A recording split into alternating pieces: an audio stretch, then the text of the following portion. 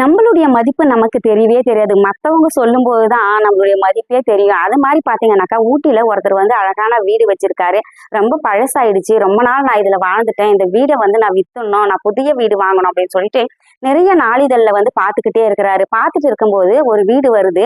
ரொம்ப அழகா இருக்குது. இயற்கை காட்சியோடு இருக்குது. கீழ பார்த்தாக்கா நல்ல மலைகள் நல்ல இயற்கை காட்சிகள் எல்லாம் இருக்குது. மலைப்பகுதியெல்லாம் பார்த்து வாழலாம். சுத்தி வந்து அவ்வளோ ஒரு காற்றோட்டமான இயற்கையா அமைஞ்சிருக்குது. ரொம்ப சூப்பரான வீடு இது அப்படின்னு சொல்லிட்டு சொல்றாங்க.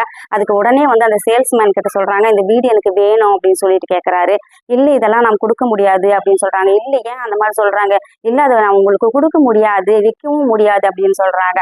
அப்புறம் ஏன் அந்த மாதிரி நான் சொல்றீங்க? எனக்கு அந்த வீடு தான் வேணும் அப்படின்னா, அது உங்க வீடுங்க அப்படின்னு சொல்றாரு. பாத்தீங்களா? நம்மளுடைய மதிப்பு நம்மளுக்கே தெரியாது. மத்தவங்க சொல்லும்போது தான் நம்மளுக்கு தெரியுமே. ஸோ ஃபர்ஸ்ட் நம்மள வந்து மதிப்போம். நம்மளுடைய உணர்வுகளுக்கு மதிப்போம். ஃபர்ஸ்ட் நம்மள வந்து நம்புவோம். நன்றி, வணக்கம்.